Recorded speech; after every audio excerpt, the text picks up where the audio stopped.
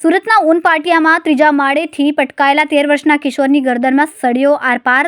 સુરતના ઊન પાટિયા સ્થિત તિરુપતિનગરમાં 13 વર્ષીય કિશોર ત્રીજા માળેથી પટકાયો હતો.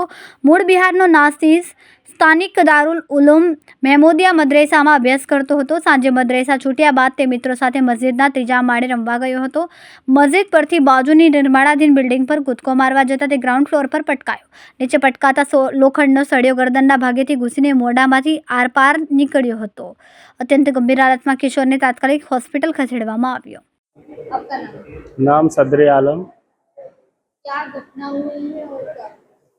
बच्चे मदरसे में पढ़ रहे थे, वो शायद एक खेल रहे थे। ये लंच के बाद 1 बजे के बाद बच्चे का छुट्टी होता है, सुनने में आया वो खेल रहे थे, एक मंजिल पे से नीचे गिरे।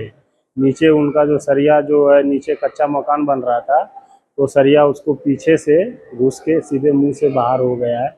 तो अभी मैं उधर जाऊंगा, देखूंगा। अभी फिलहाल अभी उसका दवाई सिविल में करवा रहा हूँ। ये चीज़ बच्चे की हालत कैसी? बच्चे की हालत बहुत मतलब खराब है। 20% डॉक्टर साहब बता रहे हैं बस कि बच जाएंगे, बाकी वो कोशिश कर रहे हैं। बोला मैं अपनी तरफ से फुल कोशिश कर रहा हूँ। बच्चा कितने साल का है? कौन सी कक्षा? बच्चा 13 साल का है और इधर आलिम की जो पढ़ाई होती है, नाजरा जो कुरान मजीद होता है हम लोग का किताब, वो पढ़ाई करते हैं, आलिम की पढ़ाई। કેમેરામેન સેનિલ વિરાણી સાથે વિશાલ છેઠા, માનવ પ્રભા ન્યૂઝ, સુરત. અમારા વિડિયોની નવી અપડેટ મેળવવા માટે સબસ્ક્રાઇબ કરો માનવ પ્રભા ન્યૂઝ ચેનલને.